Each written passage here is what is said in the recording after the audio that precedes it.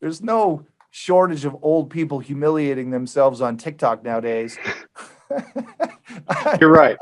I'm not gonna do it. I thought I'm I not was gonna one do of it. them, actually. I'm I not was gonna like, am dance. I getting I'm old? not gonna.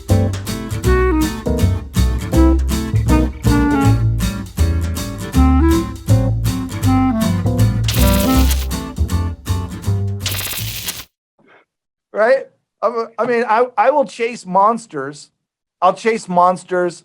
I'll dress up in a Mario. I'll do stuff. I'm not gonna lip sync a part of a song and say it's about something else. And there's just so much following, and it's just so gross. But you're so far ahead of it. How was it when you first started? And then how has your stuff grown? And how do you choose where, like, it looks like to me you make some TikTok videos, but you reuse them on the Instagram. If you can share some sauce in terms of like how do you manage the actual content itself in terms of where you film it first, then you decide it goes here or there. What's your logic behind all that? So I always film through TikTok.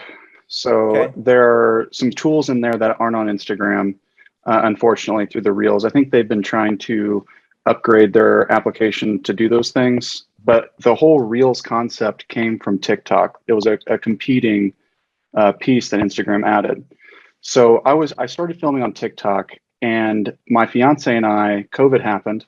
We didn't have a TikTok before COVID, so we're stuck in the house. And this is something we just don't do, because something else you might have learned on my Instagram is that I'm always outside. I'm Yeah, always either on a mountain or traveling. seems like it. So for the first time, we are stuck in the house. So we started filming the dancing ones, like you talked about, making fools of ourselves. Um, and then she got really famous on TikTok. I mean, she has tens of thousands of followers now, and on Instagram. So I started looking at her stuff and thinking, I need to be posting more. I have an expert in my house. Why am I not Yeah. utilizing this expert? Well, she didn't help me, because she said she's not a real estate TikToker, right? So What's the difference? It's the same thing. It's all I about. understand. Go ahead. No, no, It's all no. Go ahead. about. Go ahead. Oh, so yeah, I mean, she said it's not. I'm not a real estate TikToker. I don't know what's funny in real estate, because I would make a video. I'd be like, oh my god, watch this, watch my video. Tell me if it's funny. Should I post this? And she would look at me like I'm crazy. I'm posted anyway. So I started doing that, and other realtors who were popular on TikTok started taking my videos. They had And already had a like following and stuff. reacting them. Yeah. Oh, So that was fine. I wasn't upset about it. it And sucked. It's then, not fine. It's like no, it burned. it does. It burns. Don't try to play coy with me. I know you come up with a great idea, and then somebody else. This is why this sounds silly, I know, but I'm telling you, people love discovering stars. I'm telling you right now, everybody that's watching this, Preston Richardson is going to be a real estate star. He's going to be a star. And so jump on the bandwagon now, say that you found him, talk to your friends about him, because that's how you know. When people that are already there are snapping your ideas up and redoing your videos, that's like, gotcha.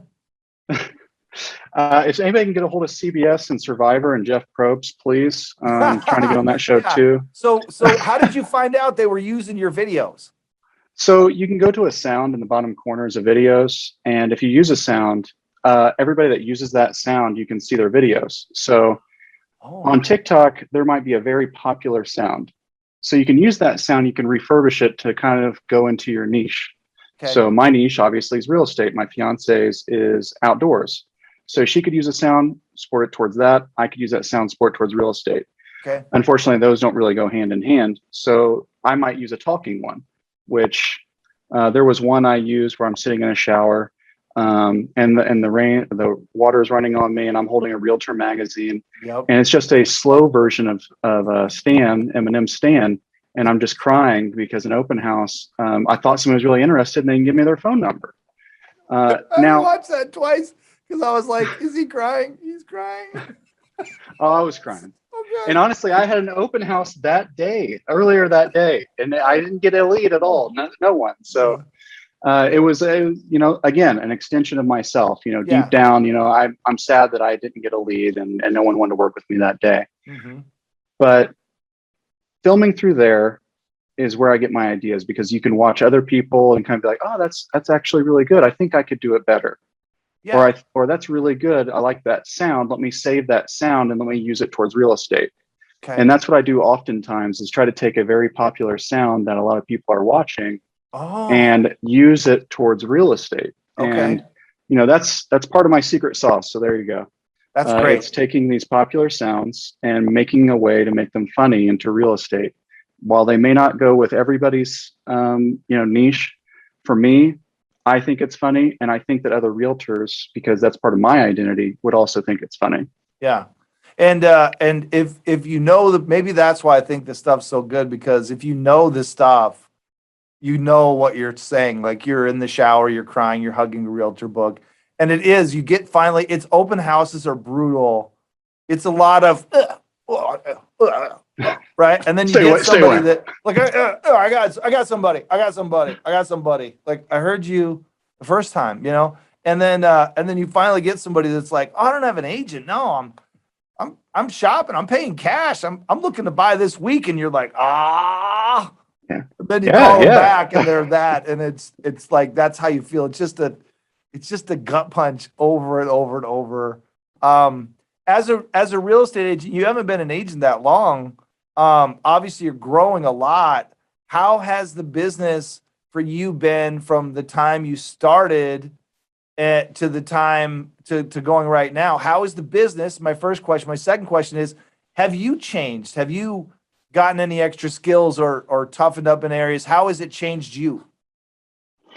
So I started I got my license. I started taking classes for my license while working full time at a university here in Arizona. And I could only go to the night classes from 6 to 10. And I actually put it all on a credit card because I had no money and I wasn't being paid enough to pay for it. So I was stuck. I kind of found a passion in real estate while buying a house that I just wanted to do.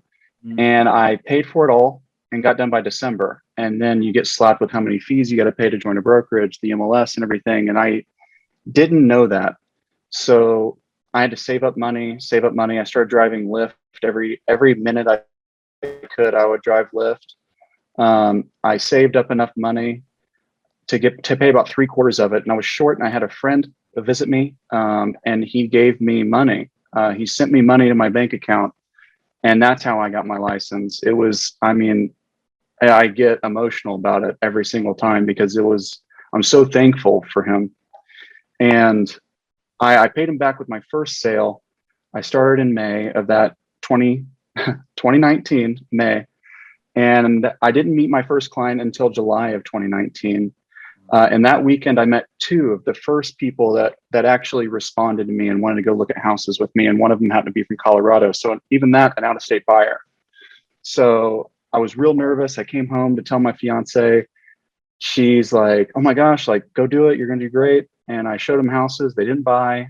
Finally got them under contract. Both of them at the same time, basically. And they closed in October of that year. Okay. I had never been paid what I thought was a good amount of money at the time. And I was just in shock. We went to Oregon together, my fiance and I. Just felt like this big weight taken off my shoulders. And we got back. I helped some more people, and then COVID hit. Right when I got my first listing, actually. I got my first listing the last week of March of 2020. And then the week later, the university shut down. Other places started shutting down. People were freaking out. Like, do we take our houses off the market? Is it going to sell? Are we going into a crisis? I didn't know. No one knew. And, there was a little dip at the time. So that really slowed down, I thought, my career, because I was really at a fast pace there at the beginning. And I was keeping that I'm working full time. I was still working full time at the university. And I was also doing real estate. And I was trying to get out of the full time at the university and transition into real estate. And then I got hit with that roadblock, which really, I thought, set me back right there in that spring. And then we got hit with that super buyer's market, which went on for about 15 months. And they got really hot, obviously, this past spring, which also was a little bit of a roadblock for some buyers because while we like to think a lot of homes were being sold, a lot of these homes were being purchased by iBuyers and investment companies and things like that, which are already represented by either a realtor, an agent, or a group of agents. They're not really going out to an open house to meet someone new. Yeah, that's right. And the whole dynamic of it changed where you don't get a chance to view the house anymore. You don't get a chance to really look at it if it's on, and you don't put an offer in and evaluate it and go above asking and then have escalation clause, and there's all these little like real estate tricks that you got to have in there to kind of catch the opportunities while they're there. And then buyer sentiment, right? Because they end up paying more than they think they should pay, or they think it works a certain way and it doesn't work that way anymore. It's tough. The whole business changed, in during the pandemic. hmm Everything changed. I mean, I started doing 3D tours for listings. That way, Okay. people who wanted to buy a house but felt unsafe going out to look at the house still had an opportunity. That was something different that I did. I went really heavy on social media that summer. We Okay. went on a summer vacation and I started posting a lot more outdoor photos. I started getting a lot more attention for those while mixing in real estate into my content. So it'd be like a post of me on top of a mountain, but it was me with sunglasses doing this. And I was just saying, like, searching for the next deal out on the market or Right. something. So while it's an outdoor photo, I was trying to mix in a passion of mine, which was real estate, because I know nobody wants to get on and just see real estate. They want to see, me or the outdoors or something funny or my Yeah. fiance or my dogs. It's not just real estate. Yeah. And that's to tie this back in with social media and marketing, the reality is that you are a realtor and you're also a guy who likes the outdoors and you're funny. So, like, you shouldn't shy away from talking about real estate. But if you're like just talking about a listing or just talking about whatever, then you're not a person, you're a robot. And nobody wants to follow a robot. They want a person. So it's like you've been able to take who you are and the things that you like and bring them all out and showcase them in a way that lets people choose. That's really what social media, that's really what it all does. You get to choose when you look at like my channel or your stuff or whatever. You get to choose whether you're going to work with that person or not. And it's okay if you don't. But on the other side, I'm not going to apologize for being a passionate mortgage person, just like you shouldn't have to apologize for being really. And we have similar stories in that, like, what you did is brave in a way. It's brave, and it's such a great American, awesome, bootstrapping it story. Why would you not want to be um, grateful to the industry, to the opportunity that took you out of this sort of 9 to 5 thing and brought you into a universe where your time is valued? That's how I feel about mortgage. That's why I'm always going to be a mortgage guy, and I love it. Yeah, I am like forever indebted to real estate. I love real estate. I don't like the reputation that people who either aren't in real estate or not as familiar or don't have a friend in real estate or maybe had a bad interaction, but the Mhm. reputation that some people think of when they think of, oh, I have to talk to a realtor, or, oh, I gotta go get a loan. And I've been trying to, when I meet people, right, I try to fix that relationship. So if they did have a bad one, I try to show them like, hey, this could be a good one. We can work together to make you like this. This is Yeah. something you should like doing. This is a fun experience. And the industry itself, I, everybody that's a realtor that I meet, most people are so inclusive. Hmm. Uh, like it's kind of like you're in our club now. Like I have your back, you have my back. Same with lenders and mortgage people working with us. Like there's a good connection with my lender and I. Not just one, but multiple. And I don't know. Everybody's just so nice to each other inside of real estate. It's just inside that sphere, and then the outside, there's a disconnect with communication of what we are and who we are compared to what the public, I think, kind of thinks what realtors are. And I think that's why we have multiple iBuyer companies who people are like, well, heck with that. I'm going to go just do this because it's, I don't want to talk to a realtor, when really it's not, it may not be in your best interest. It's almost like these iBuyer companies have instituted a marketing campaign to make the real estate agents look bad. Yeah, well, I mean, if you look at a billboard, there's several where like, why pay this percent when you can pay for this percent? Mm-hmm. And then there's like an X around like a guy or a lady who looks like a realtor. But they're not saying that because they know they can't say that. I can't say that either. But like that's what they're doing, and I think that's kind of helped with the reputation, being bashed, especially in the past 10 years. Well, I mean, this is a great example even on the show right now, right? Like you're a real estate agent, you're competing for business, right? One of your bread and butter moves is your social media marketing, and you're like, hey, this is the thing I do. I do this, like, and you're fine with it, right? Because that's how real estate agents really are. That's really why I have the show. I love the show. I love talking with agents because look at what you did, man. It's just awesome. You bootstrapped it. You had to get some extra. You're flash dancing. Like it's just a great story. And nobody gave it to you. You had to show up to those open houses and get bruised and get dismissed, and they take all your knowledge and give it to somebody else. And like you've done that and you're still climbing. And that's what a real estate agent does. And then like now that you've got a foothold, now that you're sort of moving, you're definitely doing great. You're doing better at all. It's still growing. You're like, hey, this is what I did.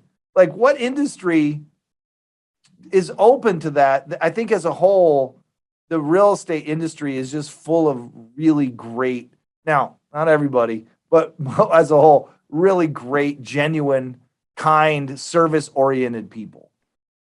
The reality is there's enough business out here for all of us. If somebody wants to be an agent, they can. Like you can do it. There's enough business for you to come get business. It's just like you said, I do feel I was willing to do a lot more to get to where I wanted to be than others. There were several people who I remember in class or joined the brokerage the same time I did, and they've come and they've gone. Because that happens very quickly.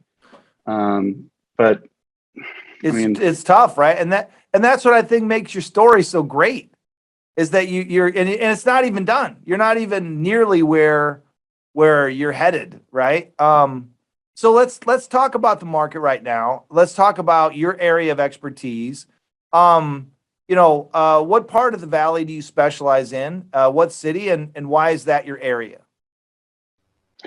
So I can sell all around the metro. So Phoenix, Glendale, everything. I'm not willing to go somewhere in this area. But I specialize majority, I guess, in downtown central Phoenix with those old homes, because I have old home. So I kind of know what is going on inside these old homes. Orangeburg plumbing, galvanized iron plumbing, a circuit panel with Sylvania switches, like things like that are things that I think as a realtor using me make me invaluable, because you don't have to go get an inspector to look at this one switch right here. If somebody can speak on and go, oh, I'm familiar with that. I've seen that before. Mm-hmm. And a lot of people haven't. So that, especially anything along the Arcadia district in Scottsdale, because those also are old homes, really deep down. I mean, you may have seen a flip, but what's under that brand new tile floor? Did they touch the plumbing? Because if they didn't, and it's a 1940s home, 1950s home, you may be looking at some Orangeburg plumbing, and that could be $15,000-$30,000 that you don't even know walking into it. That I think has really helped me with my business, just because I can look at a clean out on a pipe and go, we're definitely going to want to get that inspected by a professional. That's and nice. Just having that knowledge is very helpful. So any old homes I've really worked well with. Arcadia, Tempe, all those places are older towns deep down, and these homes are older. I've worked in HOAs. I've been specializing more towards Airbnbs. So that's a big market right now, especially for investors who, maybe they're wanting to dodge inflation, right? They're afraid of inflation, so they want to move their money into assets. Well, a great asset obviously is a home. Move it into a home. Okay, well, I can't live there because I already have a house to live in. Well, have you thought about a short-term rental situation? Mm-hmm. A lot of people haven't, and being able to talk on it because you have experience in it, or being able to talk on it because you're doing it yourself, people love that, and they love. And if you can speak about it confidently, I speak about it confidently because I do know it a little bit more than the average person, but speaking about it confidently really builds trust with my clients. What should you look for if you're looking to be an investor and buy a house that you want to turn into a short-term rental? What area of the valley you think is giving you the best bang for the buck, and what should they be looking at? It's changing. So, a lot of people think Scottsdale all the time. Well, one issue with Scottsdale is there are a lot of regulations that are being put in place that are changing quite frequently to try to, solve this housing crisis, this shortage. But they also have over 4,000 Airbnbs already only in Scottsdale. Good point. So when you're competing, if you're competing with somebody in Gilbert, get downtown Gilbert, really building up, still has some room to grow. Why not try that out? Or why not try out downtown Chandler? And then you have COVID, which has played a role, right? Okay. And the way that's played a role is because people never thought of long-term, short-term rentals, which I know that sounds funny to say at the same time, but when you think short-term, you think, oh, a weekend or a week. Mm-hmm. Well, what about monthlies? But not monthlies in a way where it's for a year, but snowbirds or traveling nurses or traveling doctors or lawyers. So that's where the investments sort of changed, right? Maybe we start buying near a hospital because we know that we're going to have traveling nurses cycling through every 3 months. Or maybe we can buy near someplace else where people travel. I mean, we have spring training, which has been huge. So you have the Oakland A's who come down here for spring training. So like North Mesa, there are some houses there. I would say those are good opportunities outside of Scottsdale because Scottsdale is so saturated at this point. Yeah, those are all excellent points. What you're saying is that they need to be around some kind of amenity, some kind of extra feature, and it doesn't necessarily have to be Scottsdale. It's highly competitive.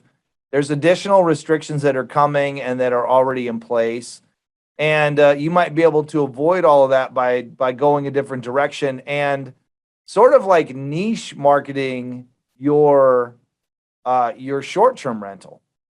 Yeah, that's something people don't talk about is that you don't just buy a house and then put it on Airbnb and then walk away. There's a lot more to it. You need a property management company, most likely. You need a cleaner, dependable one. You need a maintenance person, a dependable one. We were just talking about niche, right? You could buy near Mayo Clinic because that has so many people from out of state coming in to stay for a week or two and then leaving.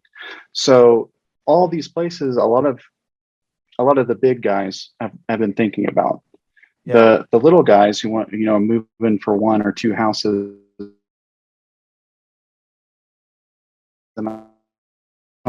near a bar. Well, one thing you may not want to buy it because they're going to just. Well, wait, you got to repeat the last part because all I heard was the little guys near a bar. Right. What were you saying before?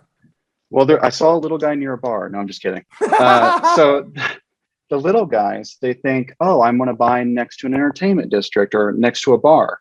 Yeah.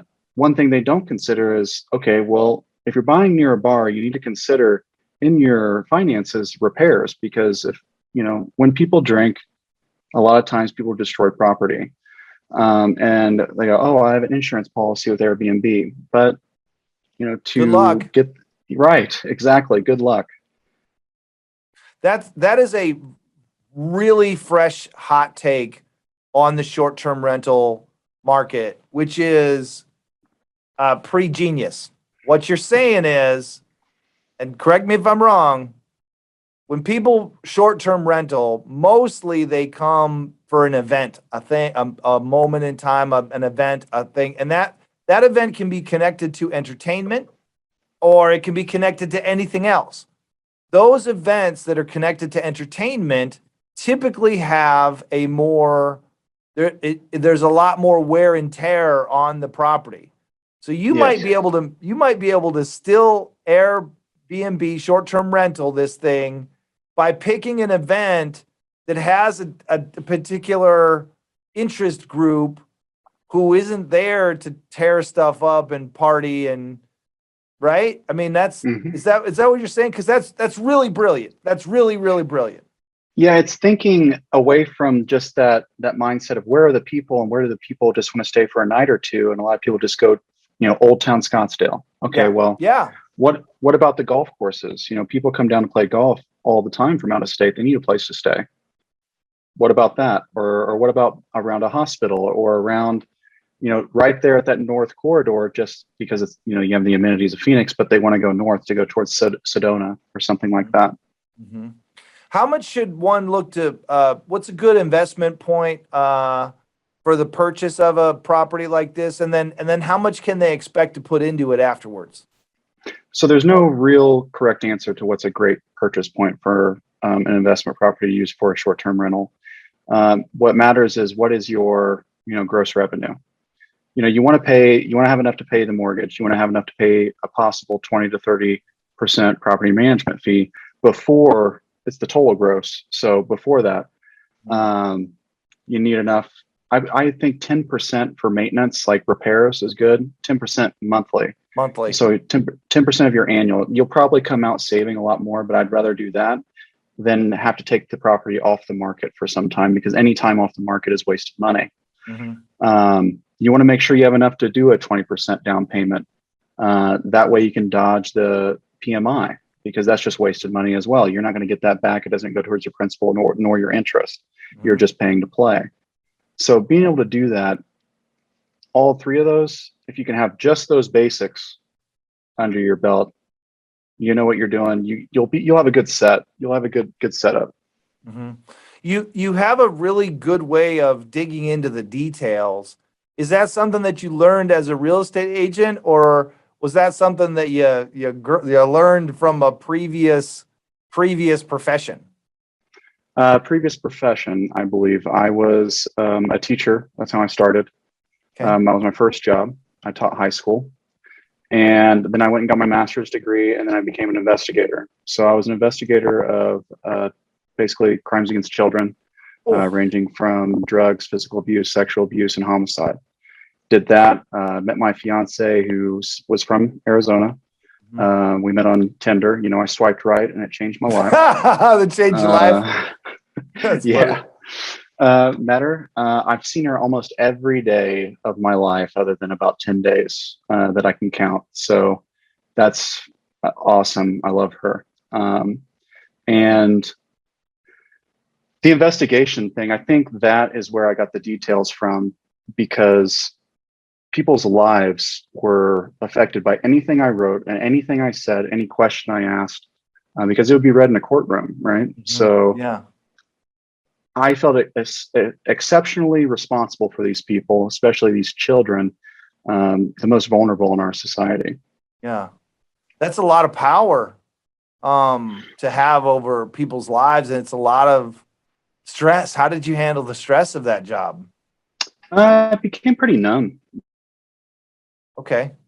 I mean, that's a great way to explain it. I became numb to a point where I could joke about these very serious situations, and make a joke. But that's how I coped, right? And that's how, if you are familiar with the career, or you're familiar with people who work in as a first responder or anything like that, it's very common. It's how these people cope with these terrible things that they see these daily.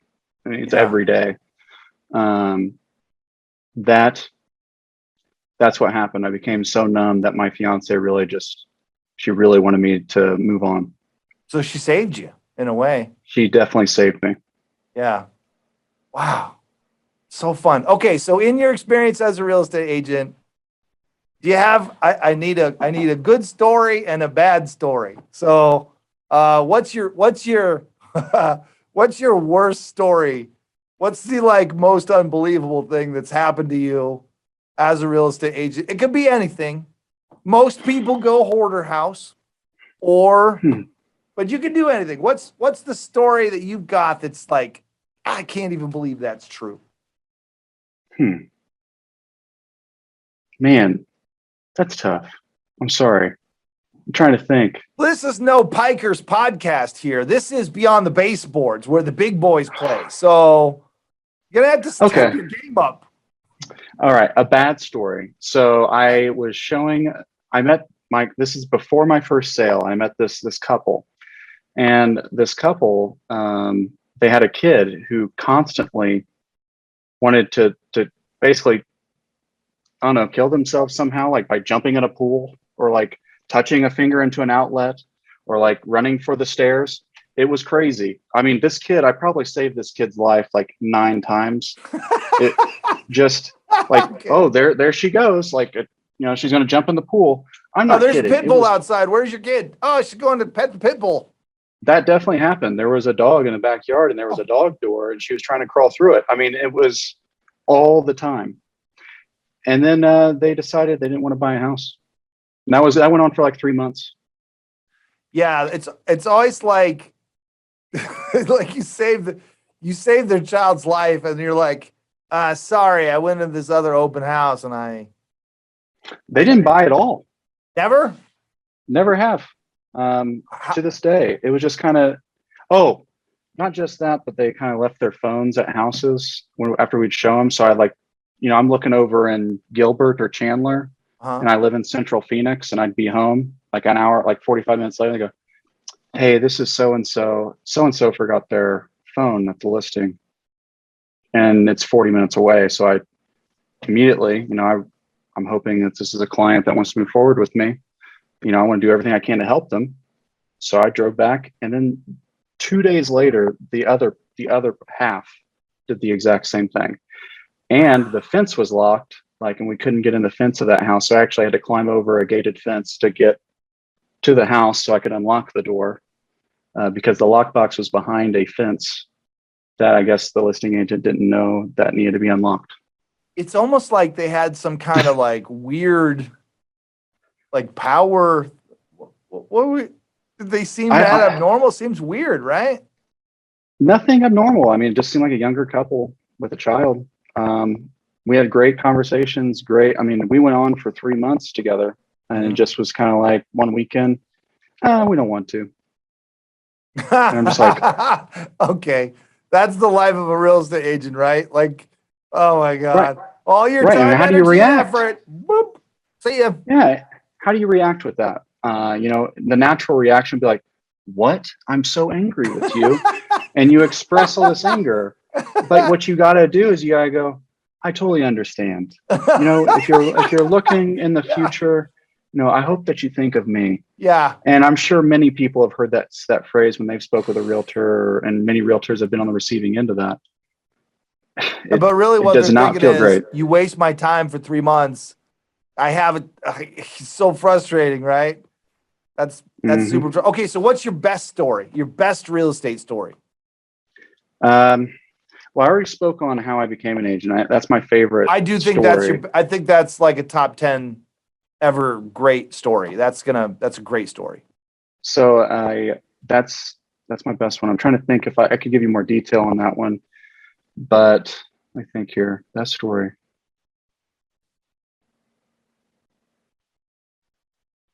Okay. So I met a guy. We're good friends. His name's Jay. And he walked into an open house that I had. Thing froze. Sorry. Yeah, it does that. It's your okay. Thing froze. Go ahead. You met a guy. Yeah, his name was Jerry. We're good friends now, so I feel okay with saying his name. And I met him at an open house that I was holding near where he was living. And he walks in with his sunglasses, just blank face, just no emotion. He's like, and by the way, he's late to the open house. So I could easily just, hey man, I got places to be. I'm sorry. It was over at 2. For everybody out there, never do that as an agent. Always let them see it. Like, come on, your time. If you have time, do it. Anyways, he walks through. We start talking. Well, also that could be the guy that kills you. Right. So be careful. Yeah, he did have glasses and a hat on, so I definitely was putting myself in danger. One more. That's how it works in the movies. That's the guy that killed you. But go ahead. He's like, the light in the garage doesn't work, and of course I walk right in. And next thing No. you know, he ends that up is a great story. Yeah, he ends up moving forward. We looked at a few houses together, and then he found one he liked. I don't know if anybody's familiar with Ralph Haver, but he was a very famous architect here in Arizona, and he used to make these homes on basically a very long roof. You would see them, they're built in the 50s. He found one, he really liked it, and he bought it.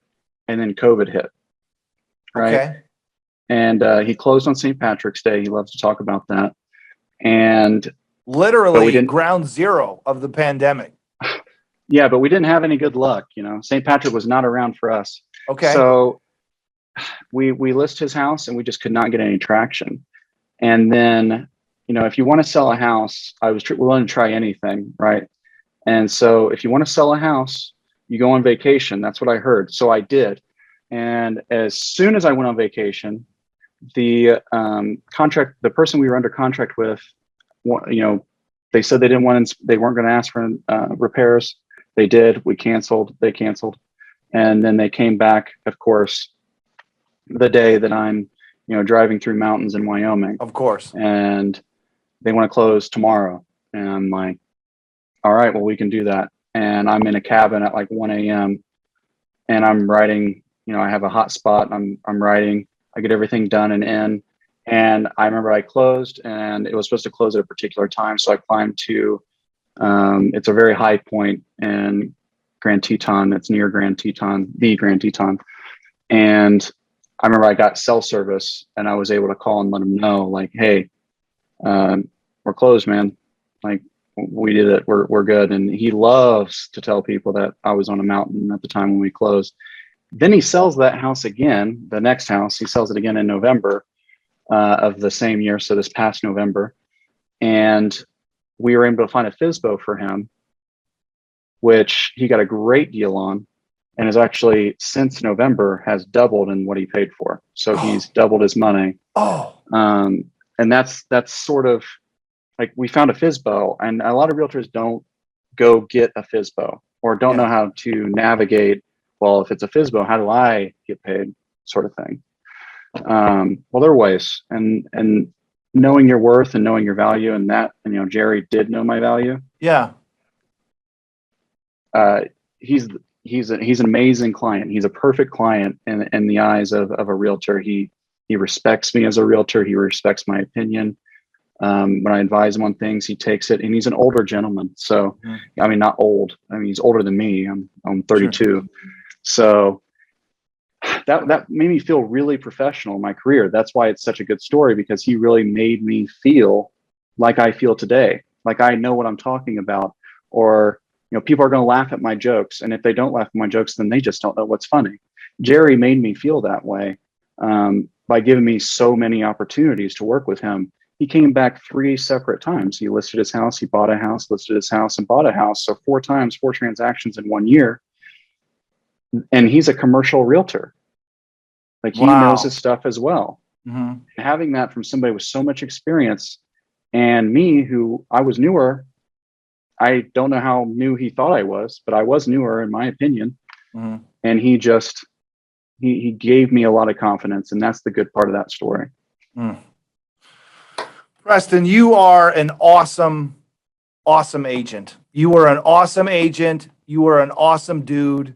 And I hope if anybody's watching this, check the links, all the links in the description below. You got to support this guy. You're really an American success story. I am so happy that you came on the show. I'm really happy to have met you. And of course, I wish you nothing but the very best in the universe. I appreciate it, because we're supposed to be on Mars soon. So all right, this is the awkward ending.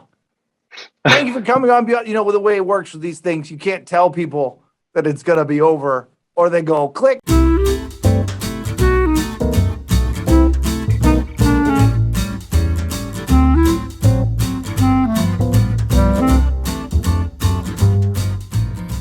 Drop it the comment, like it, and subscribe.